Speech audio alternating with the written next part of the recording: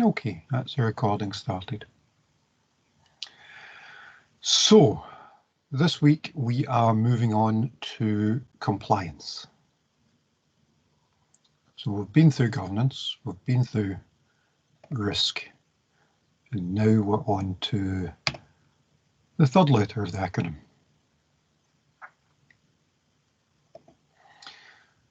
Now, we spoke before about compliance and control. Now, the same methods are used for both. Which is to say, if you set up a process or a system or a computer system or whatever it is in your organization to do compliance, then you'll probably use the same system to implement control. And remember the difference. Compliance is things that you have to do. They are things that are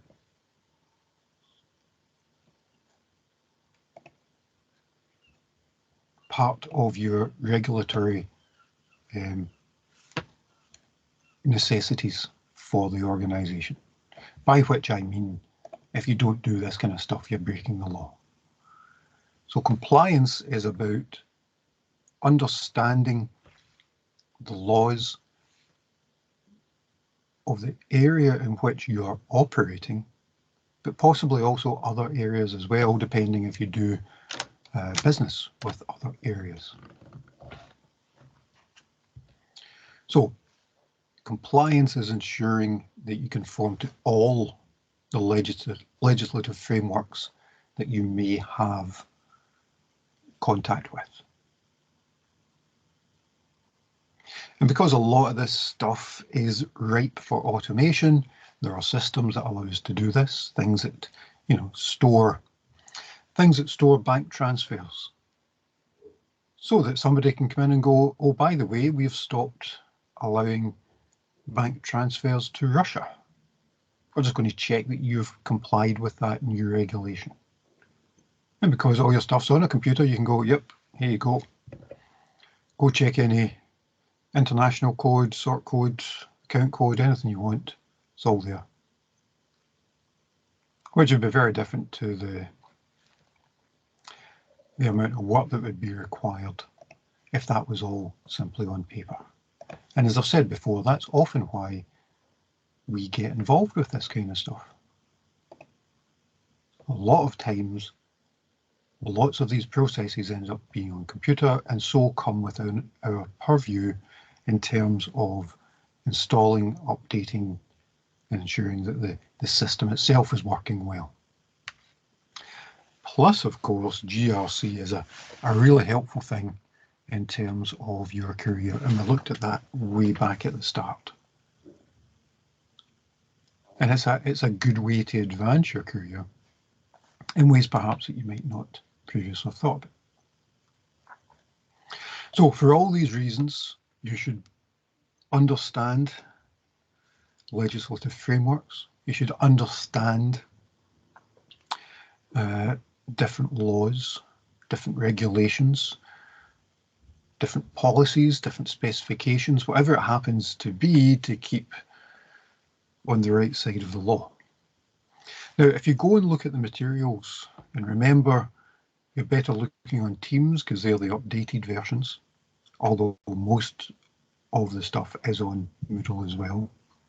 If you go and look on Teams, you'll see that we cover a certain set of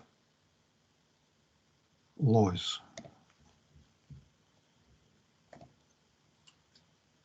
So if we go to Teams, look at the module materials,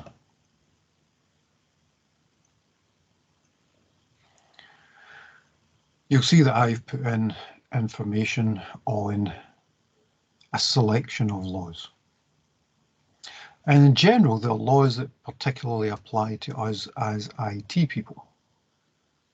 Regulation of Investigatory Powers Act, Health and Safety Act, Freedom of Information, Computer Misuse, Copyright Designs and Patents, GDPR.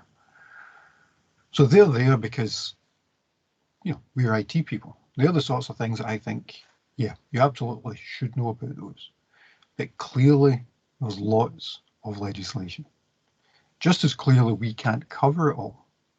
And some of you have identified, for example, some laws around community development trusts. And I know you've done that because I've been keeping an eye on the discussions you have. And you've found documents that apply to it. Now, I very specifically haven't put this on here, even though it is germane to your case study and your assessment.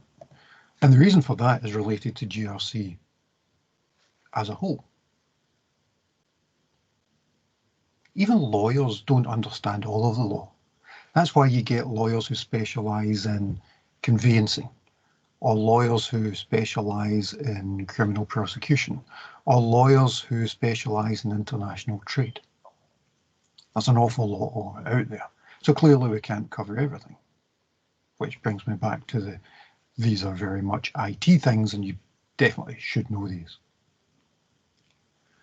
But one of the things that you will have to do in your career is find out about these kinds of things. Find out about the laws and the regulations that apply. Find out what happens if you want to ship something to Russia. Or, in the case of your assessment, gain at least a working knowledge of the law around community development trusts. So the fact that that doesn't appear here isn't a bug, it's a feature. It's to remind you that at some point you're going to have to do some research on your own. And I'm hoping that you will do that research for the laws around that, but any other law that you think is applicable. And that's part of what you should be doing as part of your research. That's why we give you plenty of time to do that kind of stuff. So in terms of compliance, you're going to have a working knowledge of the legislation. If you don't understand the legislation, you're going to have to very quickly come to grips with it. And more than likely, you will be responsible for setting up these systems that ensure that the organisation complies to those. And as I say, later on, we'll talk about controls. And controls are usually run in a similar way, but they allow an organisation to decide how it wants to run. And I think I keep using the example of legislation might say how quickly you have to get back to a customer. But in terms of your organisation, you may wish to reply to customers more quickly to ensure that they see your organisation in a better light, to make sure that they come back and spend money with you again. So you might have a legislative issue in that you are mandated to get back to customers within a fortnight, say. But you might have an internal issue that says, well, no, 2 weeks isn't good enough. Any customer contacts us, we get back within 2 days. And you can imagine that the systems to make sure that that happens, the systems to check that that's happened, the kind of reports that you get to tell you when it hasn't happened, they're very similar, because all you're really doing is changing 2 weeks to 2 days. So those systems will be in place. Those systems will still exist, but you can purpose them in different ways. So you have to do the compliance, but most organisations also do the control part. And that's why we've got control as a specific lecture, and we will talk more about that later. As with the points I made there about legislation in general, there is no way that I can talk about all the compliance that you'll have to do. Apart from anything else, compliance will vary depending on the type of organisation to which you belong. A financial organisation like a bank will have a different set of compliance issues to a water company. or if not different, extended. So they might both still have compliance issues in terms of creating accounts and submitting them, but the financial organisation might also have specific legislative issues surrounding what you do with clients, whereas a water company might have specific legislative requirements concerning toxic outflow from its pipes. So the laws and regulations that you have to follow will be different depending on the organisation. So, and there's a multitude of those. So we're just going to try and cut it down. But as with some other things that we've been talking about, please don't take this as these are the only things you need to think about, that these are the only things that matter. They are simply things that I have homed in on as things that are fairly standard amongst pretty much all organisations, and therefore things that you may find useful later.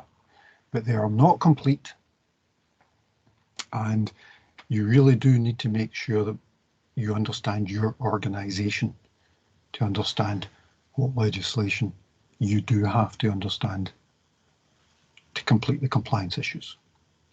So we are going to cover things like financial, trade, environmental and privacy compliance. And you can see that those are fairly standard. All organisations have financial responsibilities that they have to keep up with. Almost all organisations have trade with other organisations or other people. Almost all organisations have environmental or safety compliance issues. Me sitting in this chair talking at this computer is a safety compliance issue covered by the Health and Safety at Work display screen regulations if you're in the UK. And if you think that display screen regulations won't apply to you guys in your IT career, then you need to rethink this quite quickly. And the final one is privacy. And again, that tends to be a big thing, particularly with IT, with all the data that we store on computers. So I've taken those, I've used them as broad, yeah, these will probably come up, but do not take them as canon. Do not take them as the complete and utter, you will not need anything else, please. And of course, this is from an IT perspective, because we are IT people, so I can use that as a starting point. But of course, the companies that you go into may or may not be IT related. So there may be other things in there. So with those caveats, let's think about what we have to do in terms of compliance. Firstly, in terms of financial compliance, and we've talked some of that already.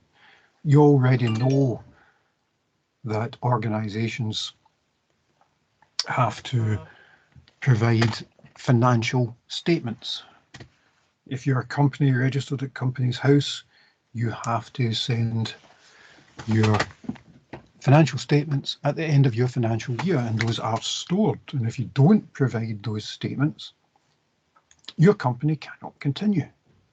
You will be struck off the register and you can't continue to trade as a company.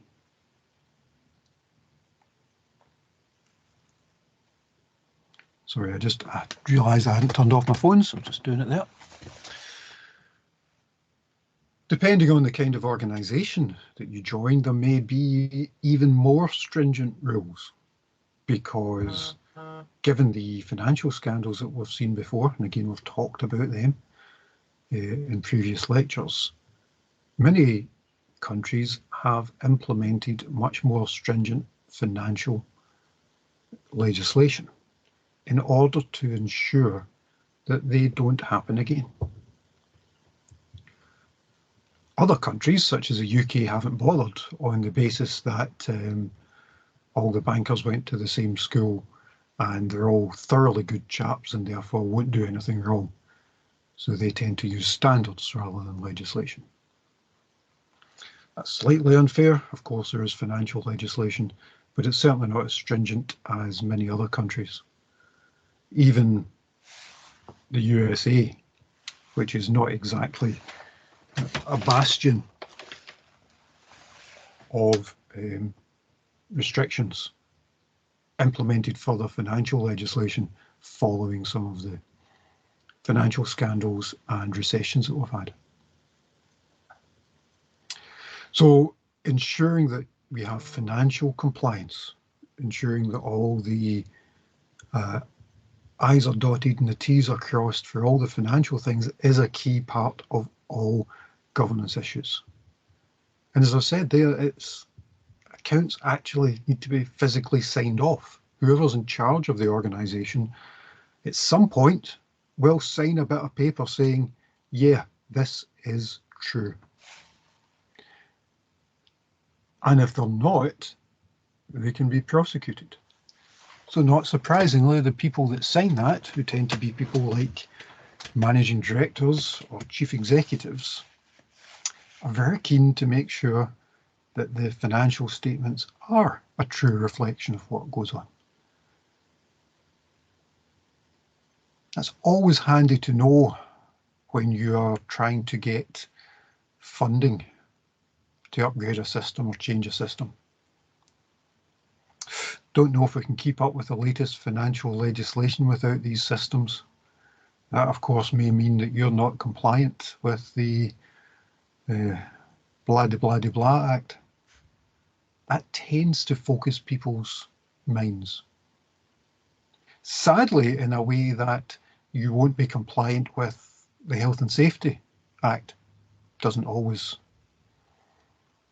People take money seriously.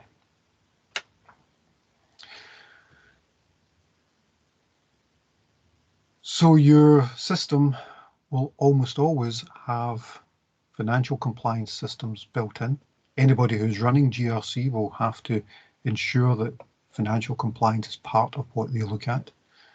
And if you're automating the system, all of those things will be there.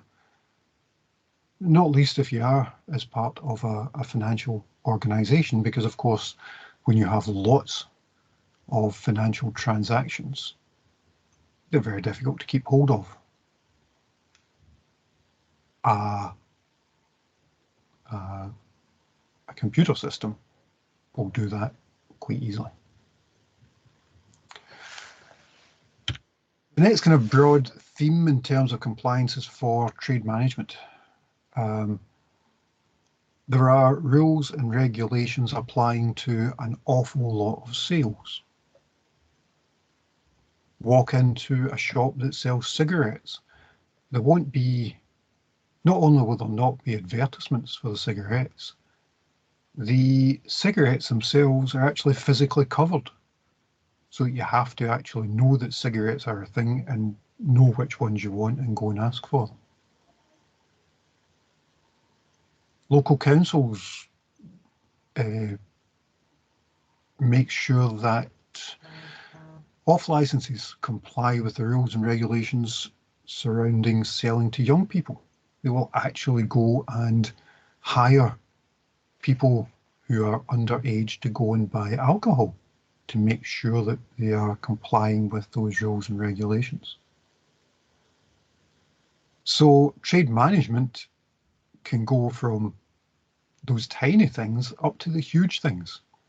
The huge things that you've been seeing on the news all weekend, that there are rules and regulations that apply to transactions between countries.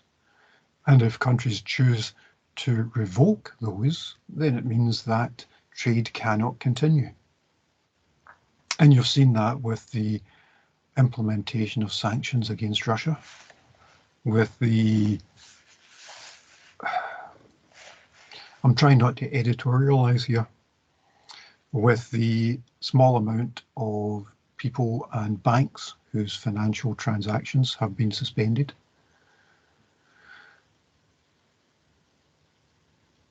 These things are fluid, and change, and you have to make sure that you keep up with them.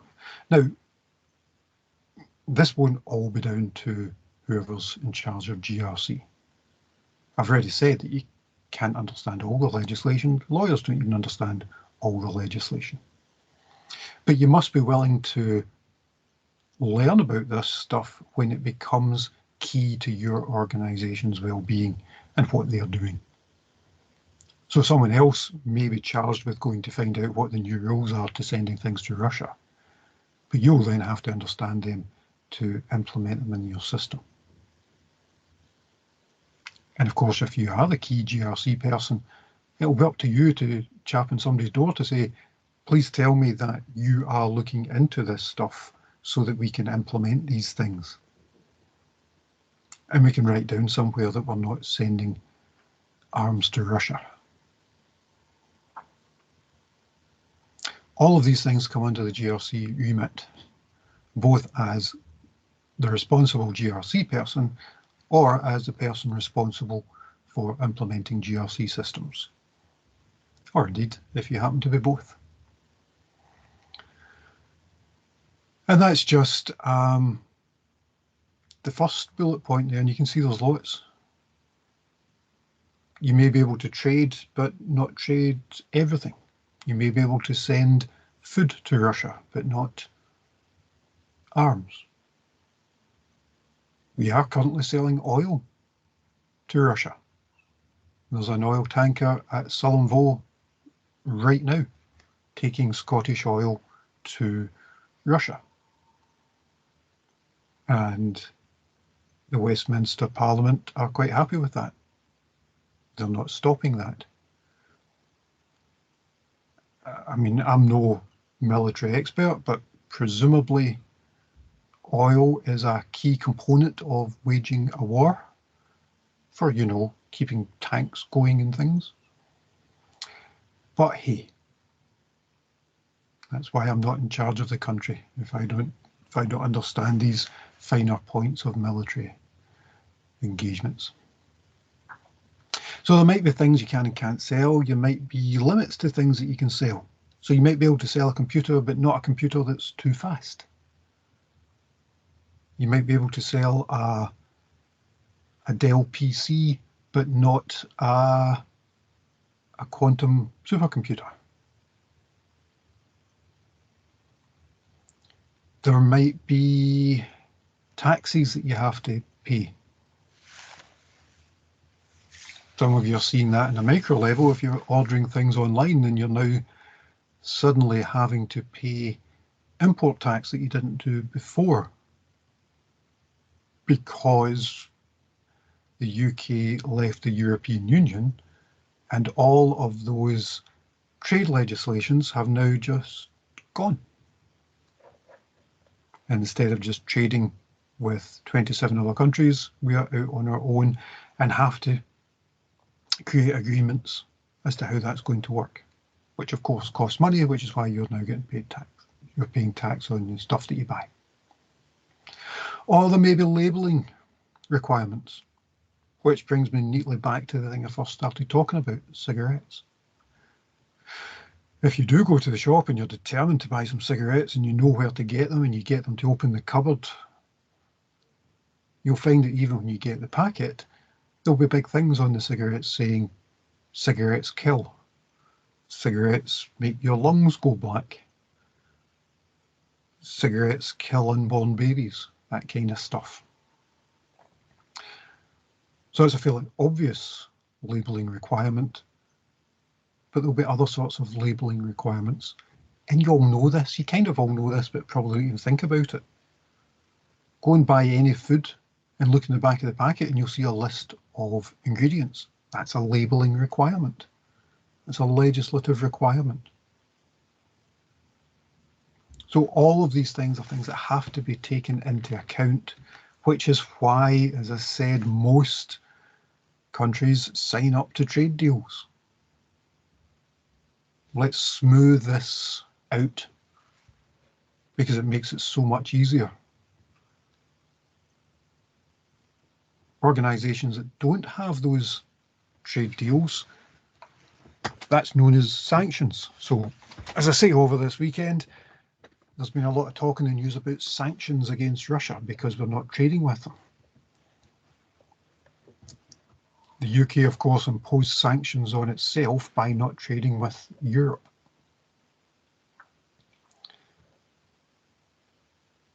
What that means is that there's a lot less admin. And the admin that there is tends to be consistent. So rather than have to do a labelling for country A and a labelling for country B and a labelling for country C, you have just one set of labels that you have to know and put on, and that works with all the countries. As soon as you move to another legislative framework, your work on all that stuff doubles. That's a big issue and a big cost for organisations. All of this stuff can get so complicated that in fact there are logistics companies who exist only to do this. You can say, I need to ship 20 PCs to Colombia. Can you sort it for me, please, and get all the labelling and all the forms and all the shipping and everything just sorted? Because they employ people who understand what you need to ship things to Colombia. It doesn't absolve you of responsibility, but again, using these sorts of companies can help with saying, well, you know, we went to them, we did everything that was in our power, and we may have got it wrong, but you can't fault us for trying. And as I've said often, that often can be enough. Although it is still your responsibility no matter what.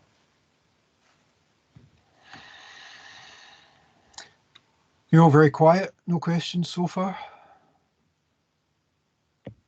Nothing I can think of. Okay, thanks, Gordon. As usual, just chime in if there are things. I sometimes feel like I'm doing a soliloquy rather than a conversation here. Okay, so our next one is environmental compliance. I wonder, does anybody recognise where we are in this picture?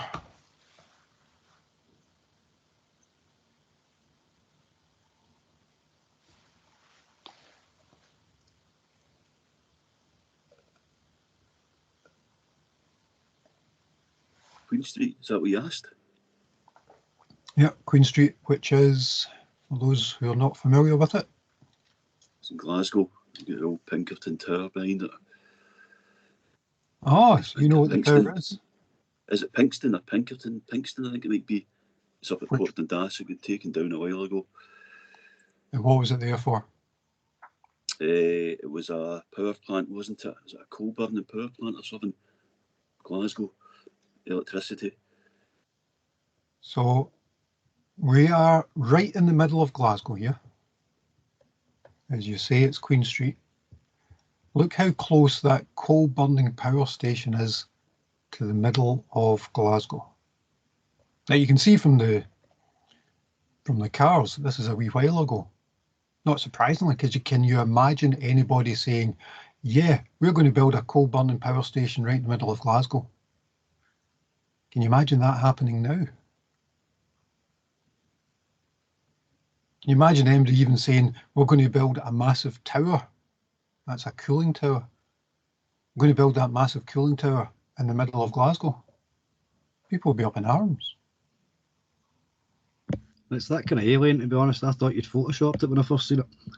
No, absolutely not. The thing is, it's too dark. I've been trying to, every so often, I try and find a number plate on one of those cars just to try and find a rough time. Looking at that thing at the front looks like something like a Mark III Ford Cortina, which would place it in the mid-70s. But it's hard to tell. But no, not photoshopped. Absolutely. That's what used to happen before we had environmental compliance. And of course, what we've seen over the years and over the decades is we have become much more keen on ensuring proper environmental, we place a higher value on our environmental commitments. Not surprisingly.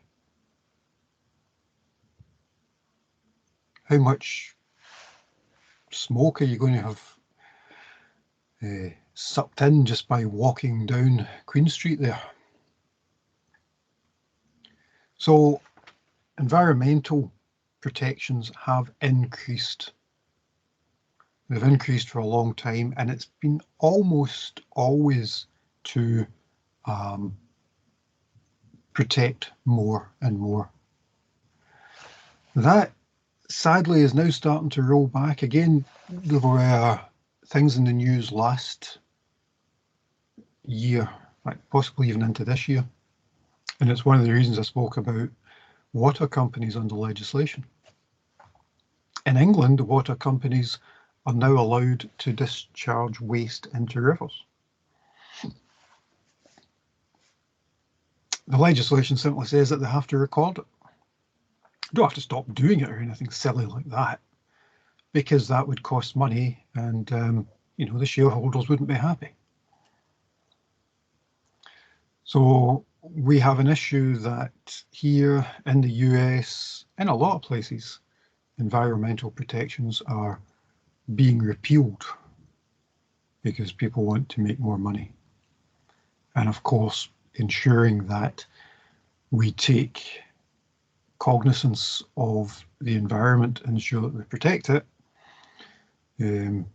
costs money. So there's been lots of legislation around that kind of stuff. Health and safety at work, COSH, the WEEE, and I'm never ever going to talk about the Waste Electrical and Electronic Equipment Directive without saying WEEE, because if I can't say WEEE, then I shouldn't even be here. If you can't take the opportunity to say WEEE as often as possible, why are we even living? So there's lots of those things around, and you might think, oh, control of substances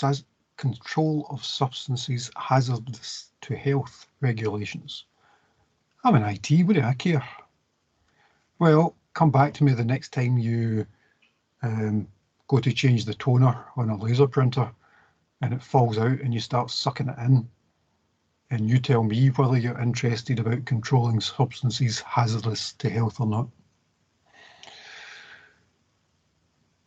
So there's lots of this legislation around, and there are also agencies to make sure that you comply with it. Health and Safety Executive, SEPA. And SEPA are the ones that will come around in Scotland and say, no, you can't discharge waste into the rivers. Because one of the things about legislation, as I already mentioned, is that it's different in different places. And one of the things that Scotland controls is its environmental laws. And in Scotland, you can't put waste straight into a river. It's not allowed. So there are different approaches, even taking a step over the border at Carlisle. So you have to be aware of these things. The final one I want you to think about is privacy. And the reason I'm saying to think about it is, of course, at some point you're going to be writing up these things for your new organisation, and you might want to use these as headings for things that they might want to think about, for things that might be of import to them. So these might be a starting off point for you to think, well, for a insert name of organisation here, you will have privacy issues. And I know that I've said, not surprisingly, I'm not going to tell you how to do the assessment. But I don't think it's exactly, I don't think I need to say spoiler alert when your case study explicitly says that it stores the details of hundreds of people, that there might be a privacy issue there.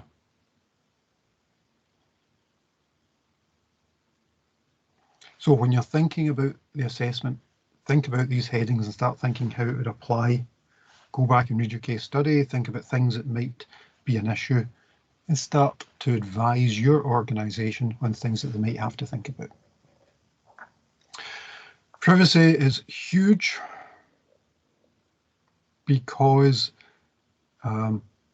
the consequences of losing data are so much larger now. Before, if you lost data, you lost a file, a physical file, a set of papers, and it was probably one person. A doctor might lose a patient's file, and that's bad, but it's one person. If you start storing those files on a computer, you tend not to lose one person's data. You tend to lose hundreds, thousands, tens of thousands, hundreds of thousands, millions. I did a wee check, and the amount of identifiable pieces of data that were lost in the last 6 months was over 16 billion.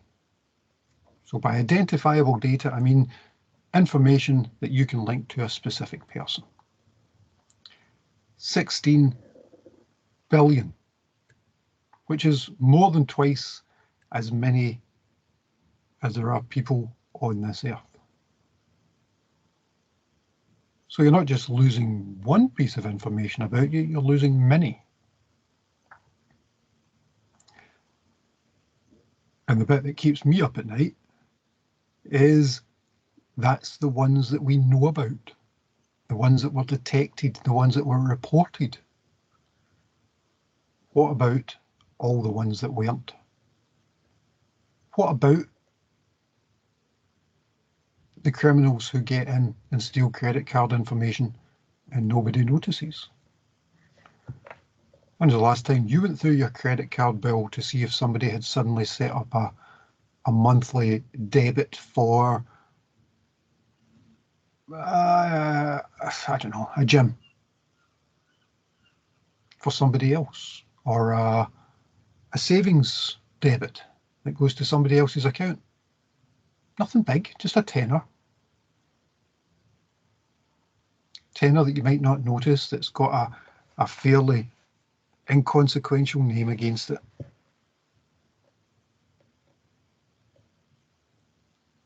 If you steal 100,000 credit card details and for each of them you set up a £10 transfer every month, £1 million a month, that's good business. You can be sure people are trying to get into your data. So privacy is an issue. Keeping information safe is an issue. What happens if you lose that information is an issue. And so, of course, there are lots of pieces of legislation around this, most recently GDPR.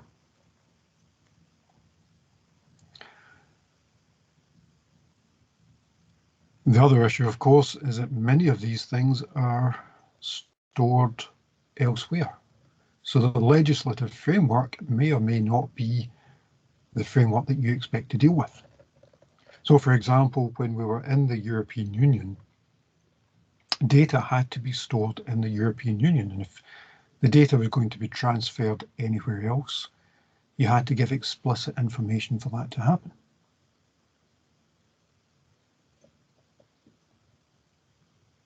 What happens with all that data now? Now that we're no longer conforming to European legislation? Where can our data go now? Where can it be transferred to and from? All of these things become tricky, complicated, and expensive.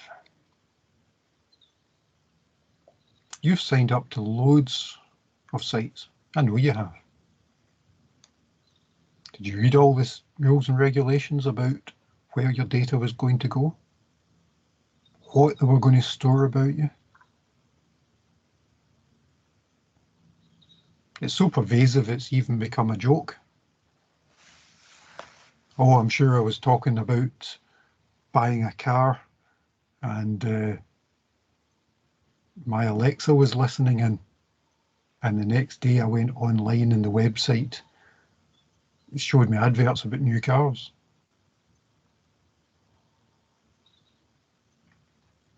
What did you agree to?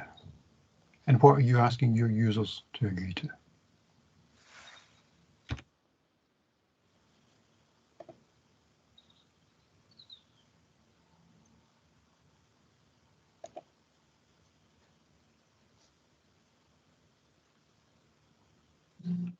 I can't even read English! Hey, shut up in there! You all agreed to stay quiet! Hey, let me out of here! This is a mistake! I agreed by accident! You can't agree by accident. There's a failsafe built in. Even if you click on agree, another little window pops up that says, "Are you sure you agree?" And you have to click on agree again. What are you going to do to us?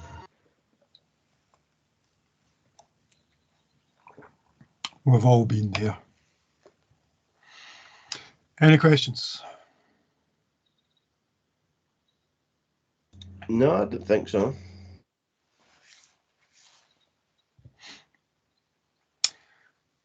Okay, so your assignment this week is going to be this stuff here.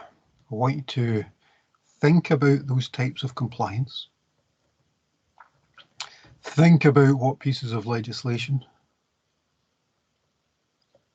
that might entail knowing about and complying with, and start to think about what the penalties are if you don't. You all know that GDPR exists. You all know that GDPR comes under privacy. What happens to your organisation if they do not conform? Anything? Is it a fine? Is it prison? One of the things you want to explain very clearly to your clients is what can happen. Okay, if there are no other questions, or indeed no questions at all, that would be an appropriate time to take a break. So is there anything anybody else wants to ask just now?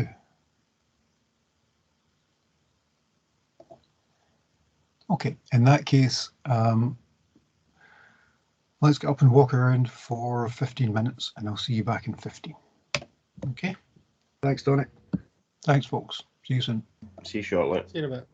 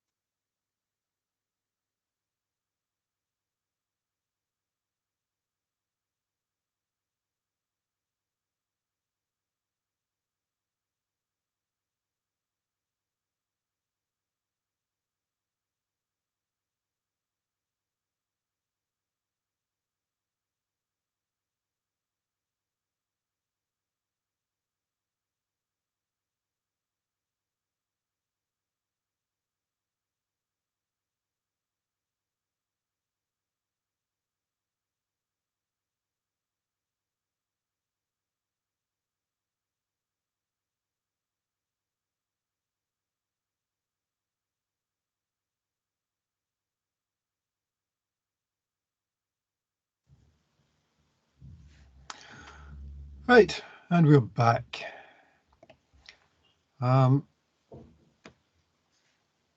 Anything occurred to you while we've been away that you want to ask about? I don't think so. To be honest, I just ran made a quick cup of coffee there, so Well, if you'd said tea, I'd have had more sympathy, but yes, cheers.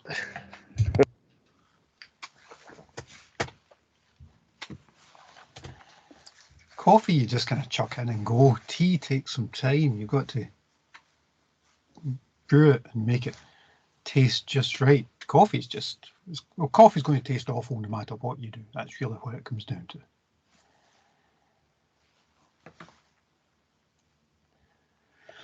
All right, if there's no questions, then I want to start thinking about how we actually set this stuff up, what we're actually going to do if we are responsible for these compliance systems. I have, however, put it under the heading of controls, because as I said before, we are talking about the same process to do the same sorts of things, but it's just that some things you have to do and some things you want to do. So the process for doing it is similar. The systems for doing it will be the same. It just depends what you want to do and what you're forced into doing. So when we're doing this, what we're doing is trying to make our organization better. That's what all these things come down to in the end. If you're not trying to make the organization better, why are you doing it in the first place? It's only the truly self-destructive organization or those run by narcissists who think that the organization is the same as them who will actually implement a system without thinking it through and thinking what the benefits may or may not be for the organization. So some of the things that might be drivers for doing this are things like lower costs. Because one of the things you might want to look at is how much waste you're putting out. And that's a compliance issue. But it may also be a control issue. Because waste is waste. Waste is something you have to get rid of. But waste didn't start off as something to get rid of. Waste started off as something that cost you in the first place. Your waste computer cost you in the first place. Your waste product that didn't work out cost you the money for raw materials and the money to manufacture. So often these things have a symbiosis. Yes, you want to lower waste because that's a compliance issue, but you also want to lower waste because that's a control issue and a cost issue. So you can think of lots of things. I've put some of them on that slide there. If you have a system that's really clear on what the process is, it means that people follow that system and you end up with fewer errors because people aren't winging it. You, instead of having to manage everything day by day, what you do is you manage the things that aren't working properly. You manage by the exception rather than the rule. And of course, not incidentally, it means that you get to that position where you can be sure that you're regulatory compliant. You're doing everything you need to do in terms of the legislation. And once you've got that, you can put them anywhere that you want to do.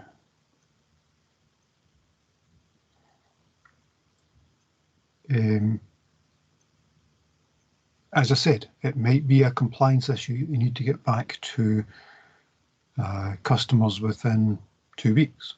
You might have a control issue that you want to get back to them within 2 days. But if you're running a call center, you might want them to respond within 2 minutes. or 2 rings, or whatever it happens to be. So you can start extending out these things to other places and have different limits. The control limit that you're wanting to get to and the compliance limit that you have to reach. So let's think about how we create an internal control environment, whether that's compliance or control. We're making the same environment to get to the same ends. And the first thing that we have to do for that to happen is we have to understand what's happening. And almost invariably, that starts with a pile of paper. What legislation do we need to understand? With which legislation do we need to comply? What are the limits for that? Who is responsible for ensuring that we do that? Which areas of the business are responsible for doing things that may cause an issue with that? So again, all the interconnectedness comes back. You're running a water company. There are legislative issues against the amount of waste that you can get rid of. Somebody's probably responsible for that, but different people will be responsible for actually creating the waste, deciding to let it go, that kind of stuff. So there are different people involved. In that decision to allow waste to be discharged, is that just somebody in a control room somewhere going, yeah, okay, open the tap, lads? Or is there a process behind it? If there's not a process, why not? Because if all you're relying on is that woman's experience in the control room to understand when to open the taps, what happens when that woman's not there anymore? Presumably there's some sort of documentation that said why she's making that decision. That sounds very much like a risk to me, that you don't actually understand what's going on because all that knowledge is in someone's head, rather than being accessible to everyone who needs it in the organisation. So there's documentation, existing documentation and documentation that you might have to create in order to better understand what's going on. That documentation will include the risks, and we've talked about risks ad nauseum, so I won't go into them in detail, but we can start now to think about those risks that we created, such as accepting an order without a payment, and actually write those into processes. Before shipping an order, check that we have money in the bank.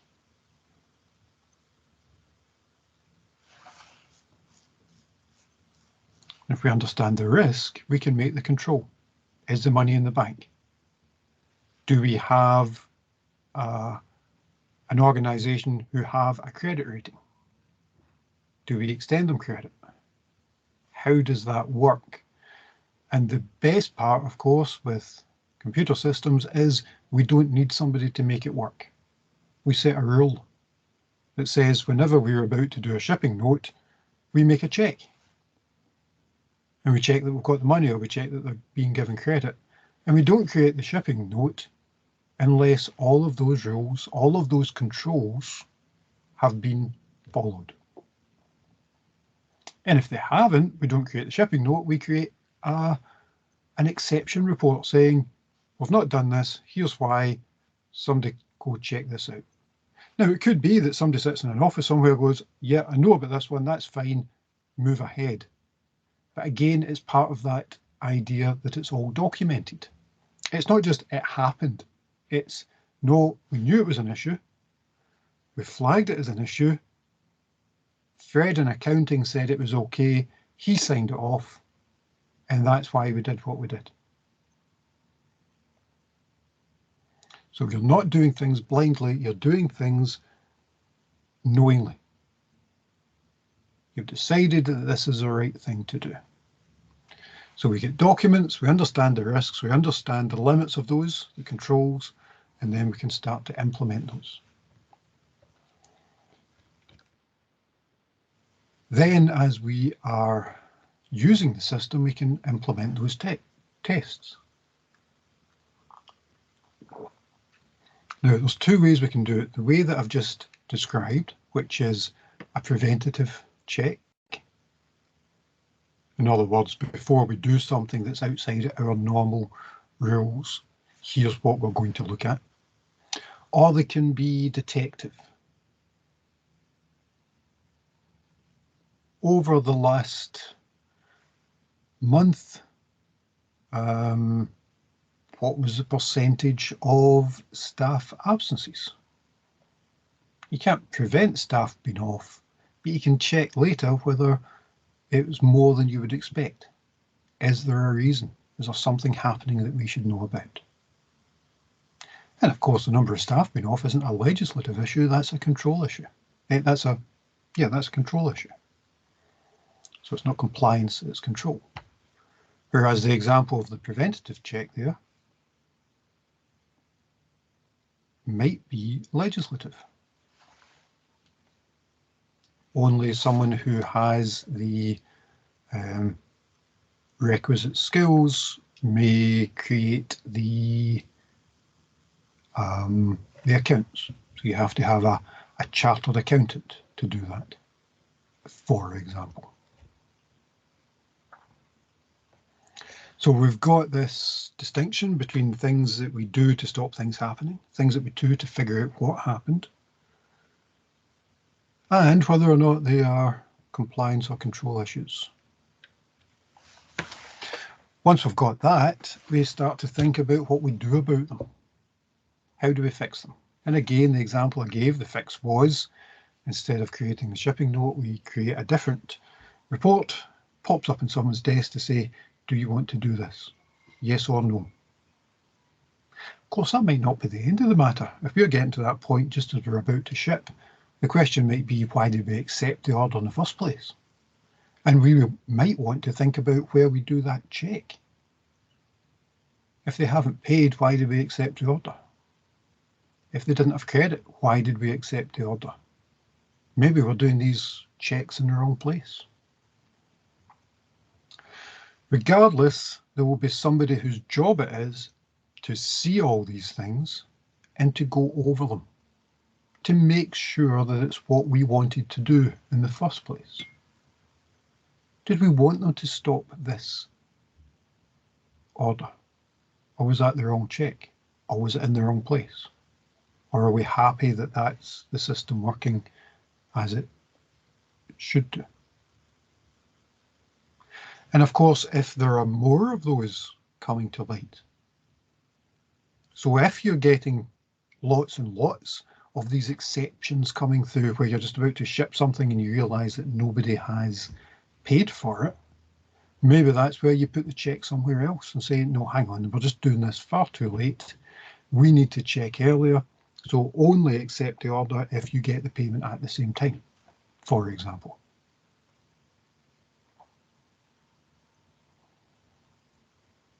So we're again seeing all these interlinked issues. Governance issues about how you run your organisation, risk issues about things that may go wrong, legislation issues for the legislation that you have to comply with, control issues for how you want something to happen, risk register issues that you have identified and you're checking.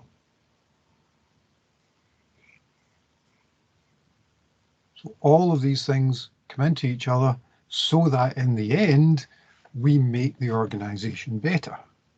So we're back to PDCA again.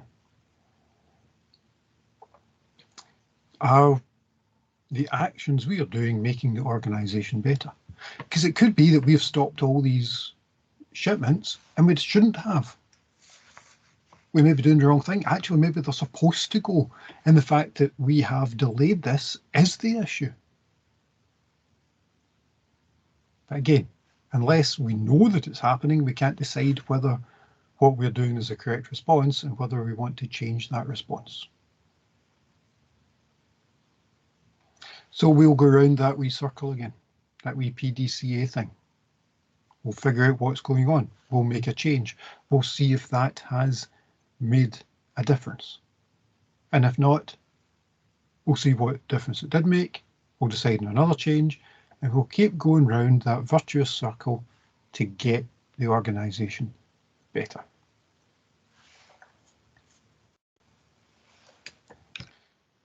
And all the while, we'll be analysing what's going on. So this might be your job as the GRC officer, the person who is responsible for doing all this GRC stuff. You'll want to run reports to understand the controls that are happening just now, to figure out where it hasn't worked in the way you would hope it would. Maybe there's other controls that need put in. Maybe there's stuff that you didn't document properly, but has become clear once you have started implementation. Maybe new legislation has come in and that needs to be done. So you'll analyse everything that's going on to try and understand what you're doing, where it hasn't worked, where it has worked, and what needs to be changed to make it work better. Some of these are because you want to get better. Some of these are because the legislation demands it. You might run a report if you're a bank to explain where your funds come from. If you've ever tried to deposit £1,000 in a bank, congratulations if you have. If you've ever tried to do that, you'll know that they want identification. Who are you? Where did you come from? How long have you lived there? Why? Because they want to make sure that the £1,000 is legit. And you haven't just stolen it from somebody and now just want to put it into the bank to keep it there. So there will be reports run to say we opened these new accounts and here's the copy of the passport that we got, and here's a copy of the driving licence, and here's the 2 utility bills to show that they lived where they were. The bit I still haven't figured out is why people can come into London and buy £10 million houses without having to do the same sort of thing. Not quite sure that the same sort of continual improvement always happens with the legislation.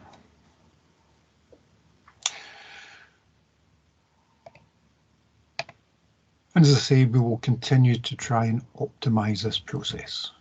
We understand the risk, we try and reduce it. We try and make sure that the risk doesn't happen. And if it does, we minimise it. All the stuff that we've been talking about before. Not surprisingly. Which means that we get better, which means that we don't have these issues, which means that the controls aren't exceeded, which means that our business is getting better.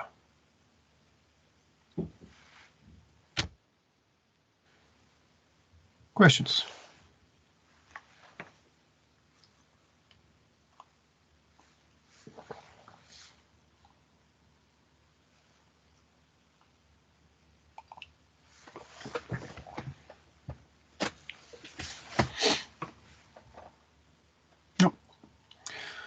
Okay, so the bit that adds on to what I'd asked you to do before is this.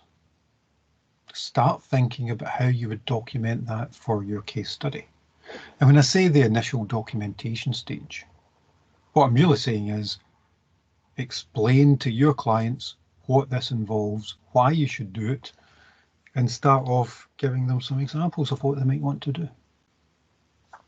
All so that they can create the best organisation that they can.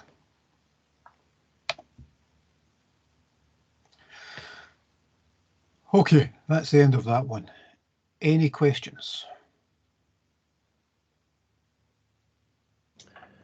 None that I can think of. I mean, again, I'm going to do what I've done before. I'll take this, I'll go away, do a bit more reading, and then see what I come up with. It's exactly what you should be doing. Good stuff. No. Okay, let me stop the recording then.